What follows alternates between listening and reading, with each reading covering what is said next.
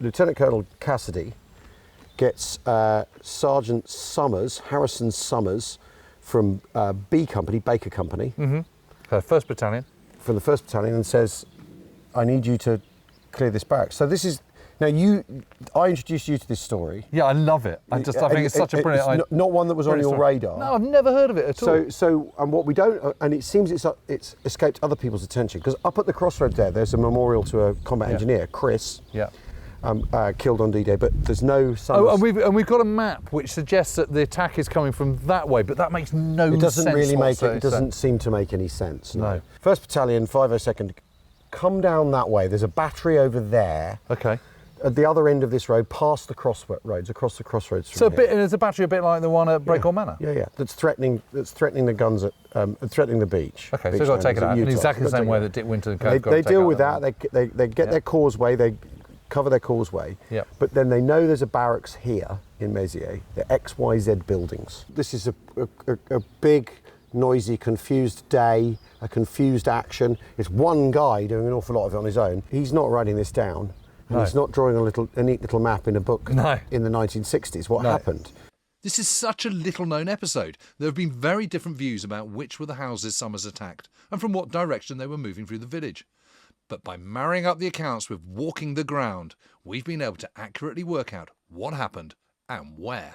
But what we are doing is we're going from the after-action reports, effectively. Yeah. After-action reports, which have the detail in. But this is like pure raw sugarcane walking the ground, right? Yeah.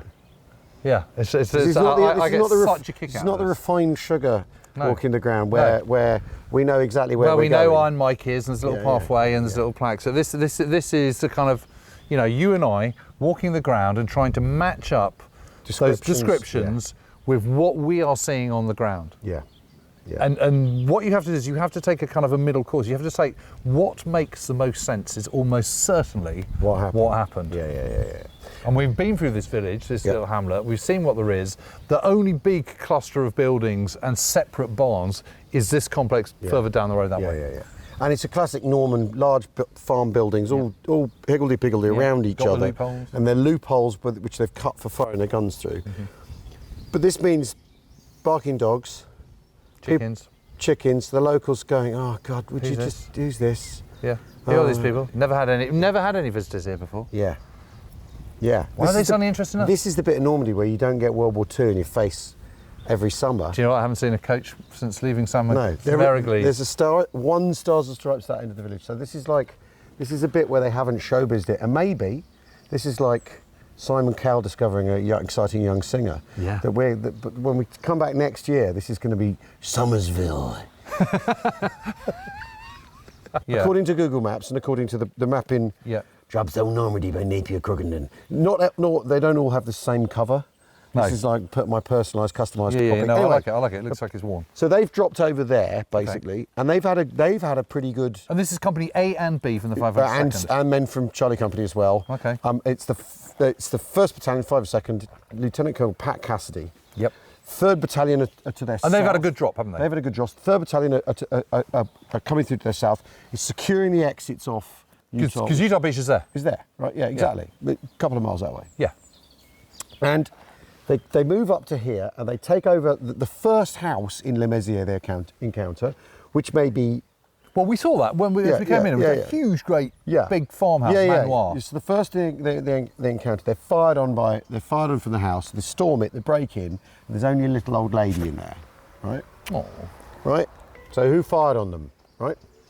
This question goes unanswered all day. Cassidy sets up his battalion headquarters in there. At the end of the day, the little old lady reveals there are 2 German soldiers who've been kind to her, who she's hidden in a cupboard all day. Right? So they're the ones that shot? Yeah, they must be. Yes. Who else? But she can't, I mean... And these are part of this artillery regiment? Well, this is it. So these buildings are marked XYZ on their maps. So if they're coming from that direction and they go into the first house, then they're up at that end of the village, which means that the XYZ on the map cannot be those ones. No, so it's this way. Okay, well, let's go and have a look. It's 8 buildings. Right. And a 2-storey building at the end that's... okay, so that building's new. Yeah. 1, 2, 3, that's 3 there. I mean, the interesting thing is... There's a huge sequence of buildings here. Well, so you can see why you'd why you'd set up a barracks here, because you need lots of room. Yep. Because I mean the thing is this is a very bloody encounter. Not to put too fine a point on it. Look, you can see through here. So Summers is told by Cassidy to go clear those buildings. Okay. Right, and he's given 15 guys to go with, and he doesn't know them. Okay. Right, there's a guy from the 82nd. Who just happened to go in the wrong place. Yeah, but they don't know who he doesn't know who any of them are, and he says they're surly. They're described as surly and unwilling to join in. But they're not from B Company, like him. Just a gathering of people. Okay. And so Summers ad hoc formation of people who've just gathered together. Summers doesn't bother giving any orders because he thinks there's no point. So he goes to the first building and he kicks the door in. Okay, so there's 3 here. Yeah. See, I think it. 1, 2, 3, 4. It's all here, isn't it? Yeah. It's got to be that one. Yeah. So he kicks the first door in.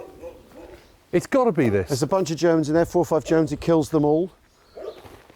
Then that bit of Spang on the top right there? That looks like Spang. Yeah, okay. So he kicks down the first door. Kicks down the first door. Could be that side, could be this side. Probably this side. Runs forward, kicks open the door, dashes in. No one follows Summers. Right. Right. The Germans in the building start firing through loopholes in the building. Right, loopholes in the sides of the building. Ah, well look, There are loopholes. There are loopholes. There are loopholes, yeah. So they're firing from the loopholes. So is he attacking that building, do you think? Well, I don't know, or it's further up, I don't know. Yeah, okay. Because I assume he's starting that end. He's coming this way. Oh, yeah, okay. Right. Well, there's loopholes up there, look. Yeah, exactly. You can see in these buildings. Yeah. Okay, so then what happens? Well, so he goes in on his own because no one goes with him. So he's just on his own? Kills everyone in that building. How many are in that building? Well, this is it. 4 men, drives the rest out the back door. Private Burt, who's with him, has got a machine gun at this point going, so he starts killing the guys running out of the building. Okay, with his 30 cal or his BAR or his BAR, whatever. His Browning automatic rifle. Right. Then some other men join him to clear the third house. So they're exactly right. And a Lieutenant Brandenberger comes and helps. Yep. Right. Then Brandenberger's injured. His arm shattered by a grenade because the Germans are fighting back by this point. Yes. But basically, then Summers rests for half an hour. Well, you would, wouldn't you? Leans against the wall on his own for half an hour, regains his composure. Has a lucky strike. Yeah, and then they carry on. Hoishi. They carry on, right? And the men watching, who he's not bothered to give any orders to and haven't followed him, they think, all right, they join in. So there isn't a lieutenant at some point joins him? Yes, there's a Lieutenant Brandenberger, but he's injured. Oh, okay, yeah, he gets shot. Right. Then they shoot.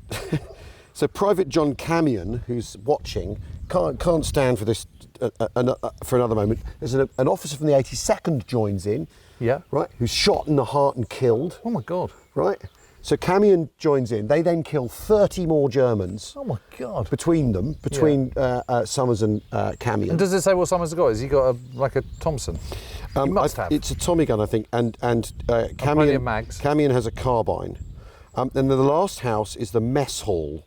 Right, and they burst in and they find 15 Germans eating their breakfast. What the hell are they doing after half an hour of this huge great gunfight going on? One of the accounts says, probably the greatest chow hounds in all the German army. Right.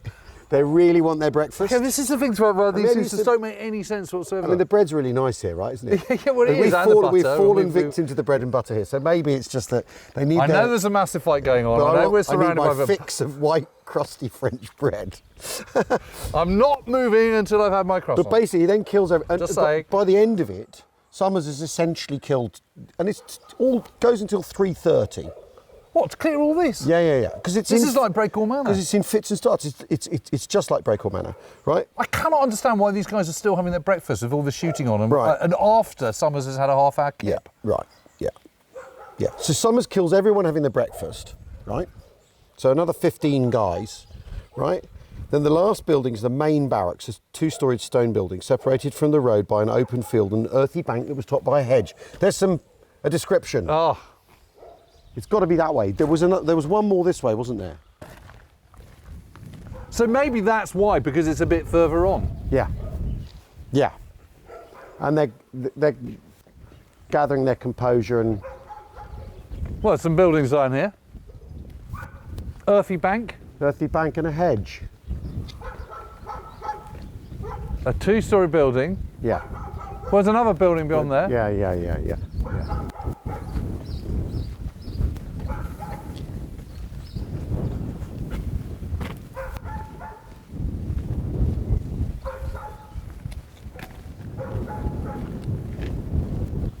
Anyway. It's a 2-storey building. Yeah. Maybe that's it. Maybe that's a bit too new. It's maybe that's just been re-cleaned. Maybe it's the one further back. Ah. Well, hold on. There's one over there, look. There you go. Yeah. There you go. There you go. That's your boy, isn't it? It's that one. Yes. There you go. That's what it is. That's the mess hall. That's the mess hall. Because I mean, it's huge, isn't it? Okay, and that's why it's nothing happened, because it's sufficiently far away. Yeah, they've got to move up and regroup and... Yeah. So you clear that bit. Yeah. So I'm not even convinced that was there then. No, this is new. This is new. So it's that block. There you are. The first block. An earthy bank. Yeah. Oh, I love it. It's got to be, hasn't it? Yeah. It's just got to be that. Right, and at this point, the men with Summers, are now fully involved, right? So they put in a proper attack. But 4 of them are killed. But not Summers. But not Summers. And then Staff Sergeant Nickrent, who's been sent to help by Cassidy. Nickrent brings a bazooka. Yeah, you always need one of those. And what he does is he sets fire to the roof.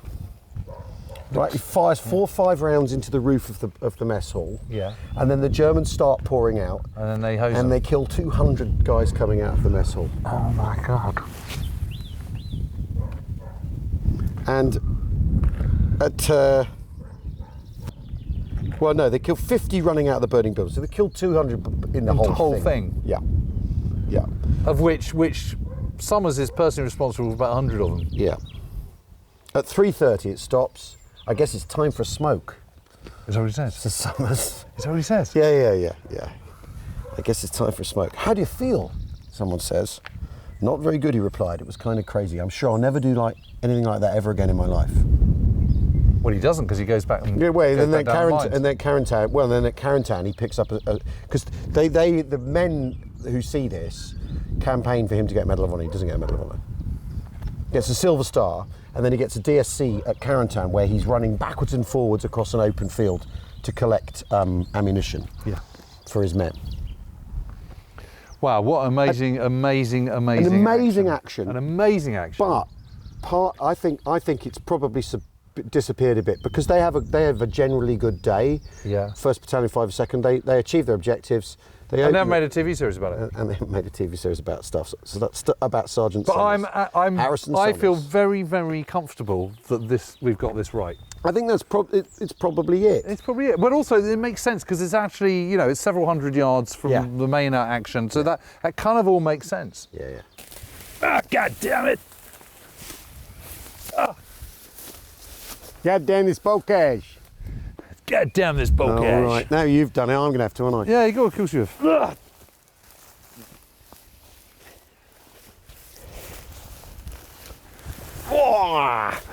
Oh yeah, yes, so that's it, isn't it? That is it. Raised bank, with a hedge on top and an open field. So that's the, my goodness me. Isn't that exciting? It is exciting. I get such a kick out of this. I really, really do. I absolutely love. This is like the highest art form of walking the ground because you've got the story, you're matching it all up, you're looking on maps, you're kind of walking the ground, you're seeing it, you're marrying up what you can physically see in front of you with descriptions of the action, and there you are.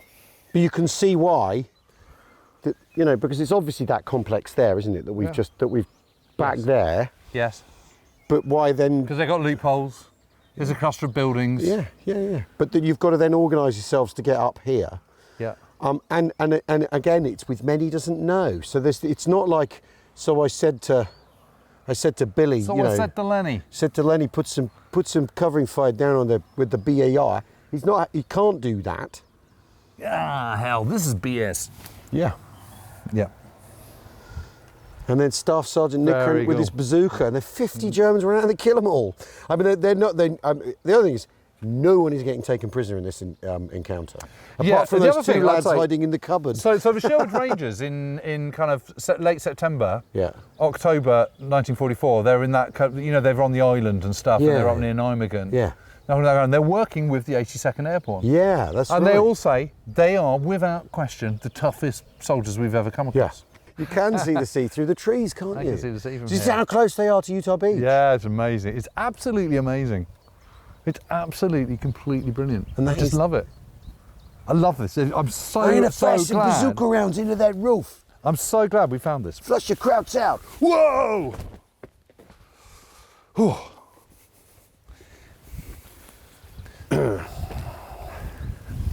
My precious book. It's amazing what you can find at a book. Feet knees together, elbows in, chin down. No problem. Roll the energy around your body, Al.